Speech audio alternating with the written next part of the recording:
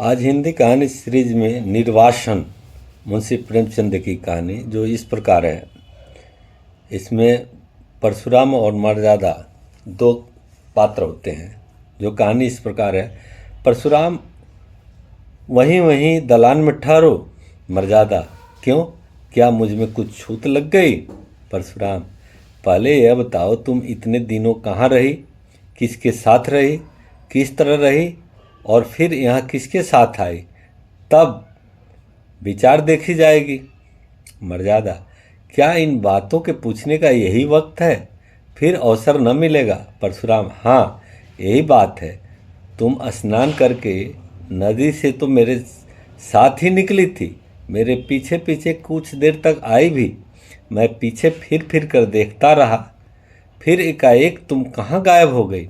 मर्यादा तुमने देखा नहीं, नागा साधुओं का एक दल सामने से आ गया। सब आदमी इधर उधर दौड़ने लगे। मैं भी धक्के में पड़कर जाने किधर चली गई। जरा भीड़ कम हुई तो तुम्हें ढूंढने लगी, बासु का नाम ले लेकर पुकारने लगी, पर तुम न दिखाई दिए। परशुराम अच्छा तब? मर्यादा तब मैं एक किनारे बैठकर रोने लगी। कुछ सूझ ही न पड़ता कि कहाँ जाऊँ, किससे कहूँ। आदमियों से डर लगता था। संध्या तक वहीं बैठी रोती रही। परशुराम इतना तुल क्यों देती हो? वहाँ से फिर कहाँ गई? मर्यादा संध्या को एक युवक ने आकर मुझसे पूछा, तुम्हारे घर के लोग खो तो नहीं गए? मैंने कहा हाँ। तब उसने तुम्हारा नाम पता ठिकाना पूछा। उसने सब एक किताब पर लिख लिया और मुझसे बोला, मेरे साथ आओ, मैं तुम्हें तुम्हारे घर भेज दूंगा। परशुराम वह आदमी कौन था? मर्यादा वहाँ की सेवा समिति का स्वयं सेवक था। परशुराम तो तुम उसके साथ हो ली? मर्यादा और क्या करती, वह मुझे समिति के कार्यालय में ले गया। वहाँ एक शामियाने में एक लंबी दाढ़ी वाला मनुष्य बैठा हुआ था, कुछ लिख रहा था। वहीं उन सेवकों का अध्यक्ष था। और भी कितने ही सेवक वहाँ खड़े थे।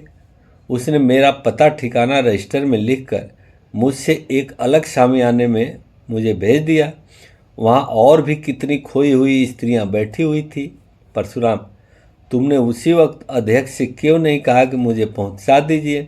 मर्यादा मैंने एक बार नहीं सैकड़ों बार कहा, लेकिन वह यही कहते रहे कि जब तक मेला न खत्म हो जाए और सब खोई हुई स्त्रियां एकत्र न हो जाए, मैं भेजने का प्रबंध नहीं कर सकता। मेरे पास न इतने आदमी हैं न इतना धन। परशुराम धन की तुम्हें क्या कमी थी? कोई एक सोने की चीज़ बेच देती तो काफ़ी रुपए मिल जाते। मर्यादा आदमी तो नहीं थे।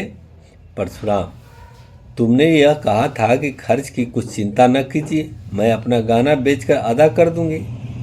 मर्यादा नहीं, यह तो मैंने नहीं कहा।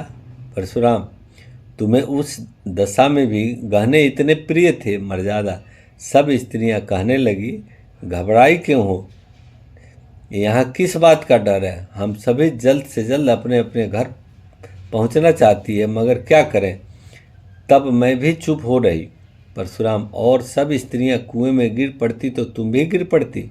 मर्यादा जानती तो थी कि यह लोग धर्म के नाते मेरी रक्षा कर रहे हैं, कुछ मेरे नौकर या मजूर नहीं है, फिर आग्रह किस मुंह से करती? यह बात भी तो है कि बहुत सी स्त्रियां को वहाँ देखकर मुझे कुछ तसल्ली हो गई। परशुराम हाँ, इससे बढ़कर तस्कीन की और क्या बात हो सकती थी। अच्छा, वहाँ के दिन तस्कीन का आनंद उठाती रही, मेला तो दूसरे दिन ही उठ गया होगा। मर्यादा रात भर मैं स्त्रियों के साथ उसी शामियाना में रही। परशुराम अच्छा, तो तुमने मुझे तार क्यों न दिलवा दिया? मर्यादा मैंने समझा जब यह लोग पहुंचाने को कहते हैं ही तो तार क्यों दूं? परशुराम खैर रात को तुम वहीं रही, युवक बार बार भीतर आते जाते रहे होंगे। मर्यादा केवल एक बार एक सेवक भोजन के लिए पूछने आया था।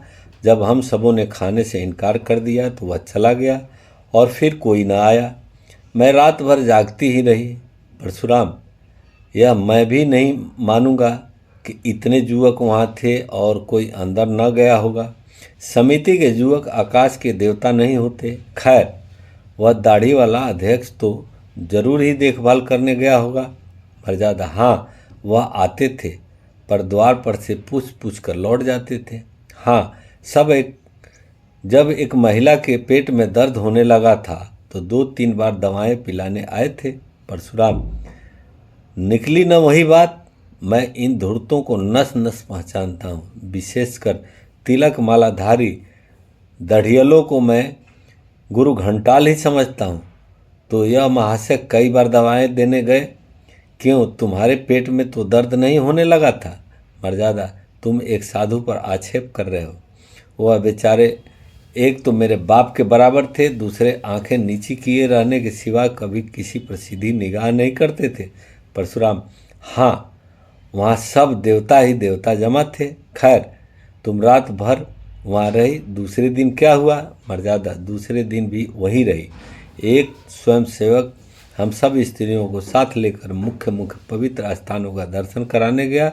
दोपहर को लौटकर सबों ने भोजन किया। परशुराम, तो वहाँ तुमने सैर सपाटा भी खूब किया, कोई कष्ट न होने पाया। भोजन के बाद गाना बजाना शुरू हुआ होगा। मर्यादा, गाना बजाना तो नहीं, हाँ, सब अपना अपना दुखड़ा रोती रही। शाम तक मेला उठ गया तो 2 सेवक हम लोगों को लेकर स्टेशन पर आए। परशुराम, मगर तुम तो आज 7वें दिन आ रही हो और वह भी अकेले। मर्यादा, स्टेशन पर एक दुर्घटना हो गई। परशुराम, हाँ, यह तो मैं समझ ही रहा था। क्या दुर्घटना हुई? मर्यादा, जब सेवक टिकट लेने जा रहा था तो एक आदमी ने आकर उनसे कहा, यहाँ गोपीनाथ की धर्मशाला में एक बाबूजी ठहरे हुए हैं, उनकी स्त्री खो गई है।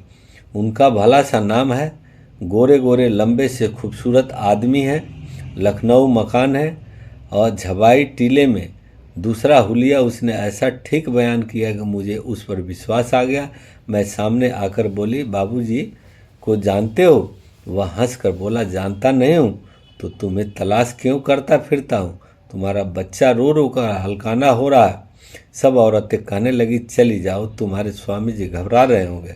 स्वयं सेवक ने उससे 2-4 बातें पूछकर उसके साथ कर दिया। मुझे क्या मालूम कि मैं किसी नर पिचास के हाथों में पड़ी जाती हूँ।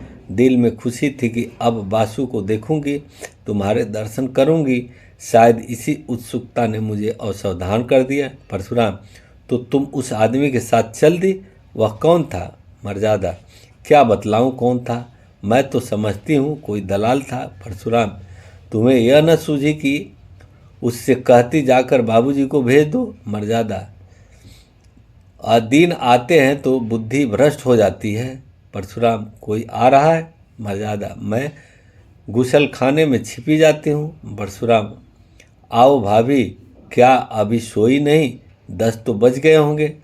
भाभी, वासुदेव को देखने को जी चाहता था। भैया, क्या सो गया? परशुराम, हाँ, वह तो अभी रोते रोते सो गया है। भाभी, कुछ मर्यादा का पता मिला? अब पता मिले तो भी तुम्हारे किस काम की? घर से निकली हुई स्त्री धान से छूटी हुई घोड़ी है जिसका कुछ भरोसा नहीं। परशुराम, कहाँ से कहाँ मैं उसे लेकर नहाने गया। भाभी, होनहार है भैया, होनहार।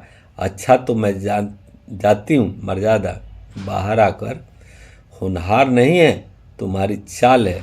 वासुदेव को प्यार के बहाने तुम इस घर पर अधिकार जमाना चाहती हो। परशुराम, बको मत, वह दलाल तुम्हें कहाँ ले गया? मर्यादा, स्वामी, यह न पूछिए, मुझे कहते लज्जा आती है। परशुराम, यहाँ आते तो और भी लज्जा आनी चाहिए थी। मर्यादा, मैं परमात्मा को साक्षी देती हूँ कि मैं उसे अपना अंग भी स्पर्श नहीं करने दिया। परशुराम, उसका हुलिया बयान कर सकती हो? मर्यादा, सांवला सा छोटा डील का आदमी था, नीचा कुर्ता पहने हुए था। परशुराम, गले में ताबीजें भी थी? मर्यादा, हाँ थी तो। परशुराम, वह धर्मशाले का मेहतर था। मैंने उससे तुम्हारे गुम हो जाने की चर्चा की थी। उस दुष्ट ने उसका वह स्वांग रचा। मर्यादा, मुझे तो वह कोई ब्राह्मण मालूम होता था। परशुराम, नहीं, मेहतर था। वह तुम्हें अपने घर ले गया? मर्यादा, हाँ, उसने मुझे तांगे पर बैठाया और एक तंग गली में एक छोटे से मकान के अंदर ले जाकर बोला, तुम यहीं बैठो, तुम्हारे बाबूजी यहीं आएंगे। अब मुझे विदित हुआ कि मुझे धोखा दिया गया। रोने लगी। वह आदमी थोड़ी देर के बाद चला गया और एक बुढ़िया आकर मुझे भांति भांति के प्रलोभन देने लगी।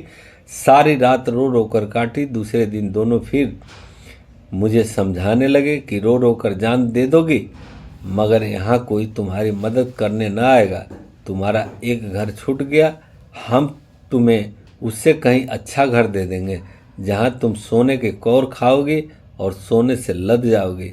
जब मैंने देखा कि यहाँ से किसी तरह निकल नहीं सकती, तो मैंने कौशल करने का निश्चय किया। परशुराम खैर सुन चुका। मैं तुम्हारा ही कहना मान लेता हूँ कि तुमने अपने सतीत्व की रक्षा पर मेरा हृदय तुमसे घृणित करता है। तुम मेरे लिए फिर वह नहीं हो सकती जो पहले थी। इस घर में तुम्हारे लिए स्थान नहीं है। मर्यादा, स्वामी जी, यह अन्याय न कीजिए। मैं आपकी वही स्त्री हूँ जो पहले थी। सोचिए मेरी क्या दशा होगी। परशुराम, मैं यह सब सोच चुका और निश्चय कर चुका। आज 6 दिन से यही सोच रहा हूँ। तुम जानती हो कि मुझे समाज का भय नहीं है। छूत विचार को मैंने पहले ही तिलांजलि दे दी है। देवी देवताओं को पहले ही विदा कर चुका। पर जिस स्त्री पर दूसरी निगाह पड़ चुकी, जो 1 सप्ताह तक न जाने कहाँ और किस दशा में रही, उसे अंगीकार करना मेरे लिए असंभव है। अगर यह अन्याय है तो ईश्वर की ओर से है, मेरा दोष नहीं। मर्यादा, मेरी विवशता पर आपको जरा भी दया नहीं आती। परशुराम, जहाँ घृणा है वहाँ दया है। मैं अब भी तुम्हारा भरण पोषण करने को तैयार हूँ। जब तक जीऊँगा तुम्हें अन्न वस्त्र का कष्ट न होगा, पर तुम मेरी स्त्री न हो सकती। मर्यादा, मैं अपने पुत्र का मुंह न देखूं अगर किसी ने मुझे स्पर्श भी किया हो। परशुराम, तुम्हारा किसी अन्य पुरुष के साथ क्षण भर भी एकांत में रहना तुम्हारे पतिव्रता को नष्ट करने के लिए बहुत है। यह विचित्र बंधन रहे तो जन्मांतर तक रहे, टूटे तो क्षण भर में टूट जाए। तुम्हें बताओ, किसी मुसलमान ने जबरदस्ती मुझे अपना उत्कृष्ट भोजन खिला दिया होता तो तुम मुझे स्वीकार करती। मर्यादा, वह तो दूसरी बात है। परशुराम, नहीं, एक ही बात है। जहाँ भावों का संबंध है वहाँ तर्क और न्याय से काम नहीं चलता। यहाँ तक कि अगर कोई कह दे कि तुम्हारे पानी को मेहतर ने छू लिया है, तब भी उसे ग्रहण करने से तुम्हें घृणा आएगी। अपने ही दिल से सोचो कि तुम्हारे साथ न्याय कर रहा हूँ या अन्याय। मर्यादा, मैं तुम्हारी छुई हुई चीज़ें न खाती, तुमसे पृथक रहती, पर तुम्हें घर से न निकाल सकती थी। मुझे इसलिए न दुत्कार रहे हो कि तुम घर के स्वामी हो और समझते हो कि मैं इसका पालन करता हूँ। परशुराम, यह बात नहीं है, मैं इतना नीच नहीं हूँ। मर्यादा, तो तुम्हारा यह अंतिम निश्चय है। परशुराम, हाँ, अंतिम। मर्यादा, जानते हो इसका परिणाम क्या होगा। परशुराम, जानता भी हूँ और नहीं भी जानता। मर्यादा, तुम्हें वासुदेव को ले जाने दोगे। परशुराम, वासुदेव मेरा पुत्र है। मर्यादा, उसे एक बार प्यार कर लेने दोगे। परशुराम, अपनी इच्छा से नहीं, तुम्हारी इच्छा हो तो दूर से देख सकती हो। मर्यादा, तो जाने दो, न देखूंगी। समझ लूँगी कि विधवा भी हूँ और बाँझ भी। चलो मन, अब इस घर से तुम्हारा निर्वाह नहीं होगा। चलो जहाँ भाग्य ले चले। ये कहानी यही समाप्त होती है। अच्छा लगे तो लाइक कीजिए, शेयर कीजिए, सब्सक्राइब।